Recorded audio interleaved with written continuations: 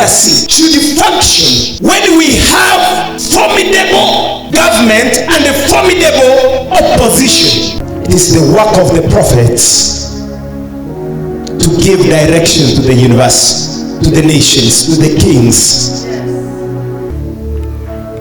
Should we allow Raila Amollo Odinga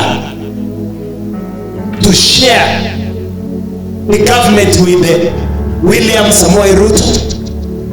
Are Kenyans ready for a Nusu Mkate government? Should the talks that are ongoing result in a unified government where Raila and Ruto co-rule?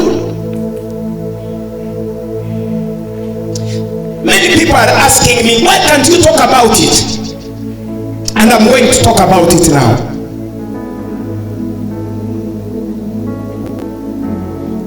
You know, when the elections were on, the many guys who were in the Azimio side, the likes of Chality Ngilu, the likes of Hassan Joho, the likes of Murate, the likes of Atwoli, where are they? Where have they gone? Where are the Simba Aratis? Why are they not standing with Raila Amollo Odinga?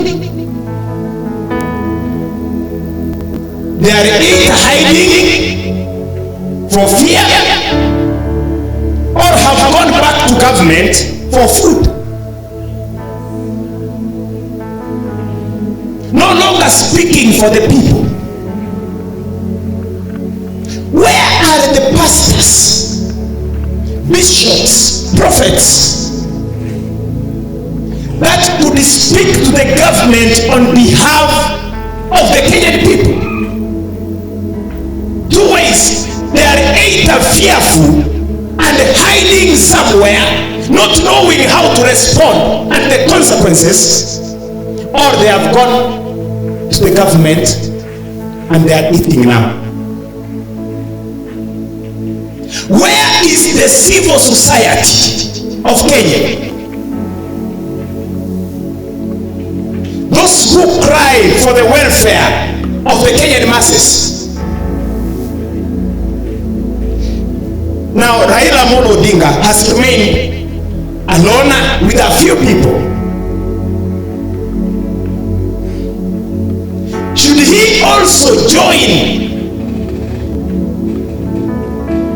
this government and create a Nusu Mkate government? Now listen to me, Kenya. A proper democracy should function when we have formidable government and a formidable opposition. A proper democracy. If you are not in government, then probably you are in opposition. And every worthy democracy needs a worthy opposition to put the government on check, to put the government on tools. Must you join the government to influence?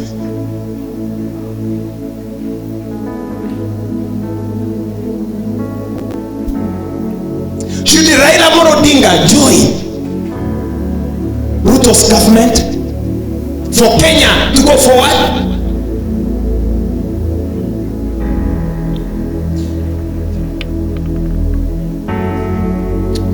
This is the answer. We do not need a Nusu Mkate government. We do not need a Nusu Mkate government. But we also do not need chaos. We don't need chaos. We need peace in this country. We need that also the government allows opposition to oppose. The work of the opposition is to do what? To oppose. Why do you want opposition to keep quiet when their work is opposition? To oppose.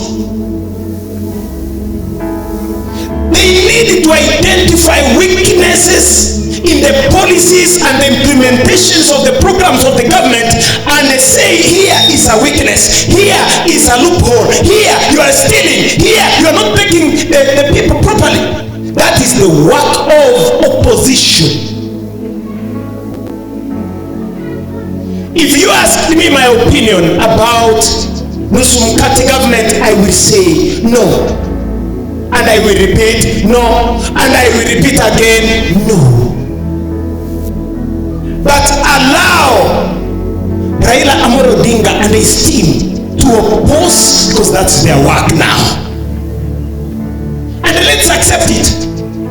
Let them oppose. Let them put the government on toes. And let the government work. Can you imagine what will happen of Kenya if Raila Amollo Odinga joined this government? In a life like this, when Kenyans are suffering,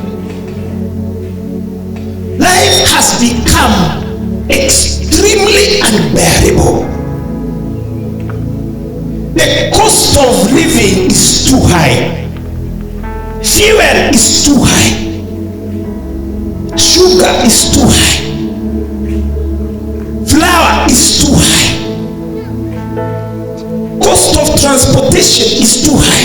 Electricity is going high. Now imagine of a situation where Raila joins UDA and then they go quiet. Where will Kenyans go? Who will speak for the masses? Listen to me, Kenya, and those of you watching us. Let this country operate as a true democracy, where government is allowed to operate and to implement the programs it promised the people. And let opposition operate as an opposition, putting the government on cheek, putting the government on toes, so that they can deliver on their promises to the people. Let's not change because of appetite that we want also to be in government.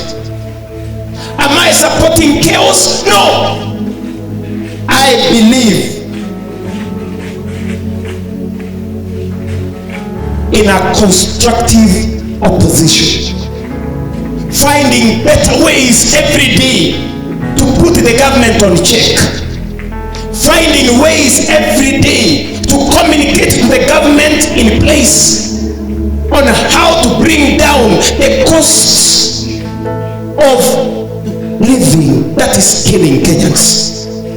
And so my take is no to Nusu Mkate government. If Raila Amollo, if and when Raila Amollo Odinga joins this government, the voice of the people will be silenced. Millions of Kenyans will cry. I'm telling you. If tomorrow or next month, because I am speaking from the knowledge in the spiritual world, if they join together, millions of Kenyans will cry. And if they want to find Amtetezi, a time will come when Kenyans will bear no more and they will revolt. I propose to our political leaders, our spiritual leaders, allow the government to operate and allow also opposition to operate.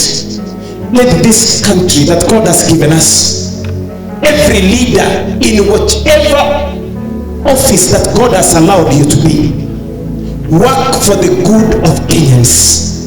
Let the Kenyan people be your first interest at heart. Serve Kenyans, and the blessing of serving Kenyans, it is the Lord who will give it to you. In Jesus' mighty name.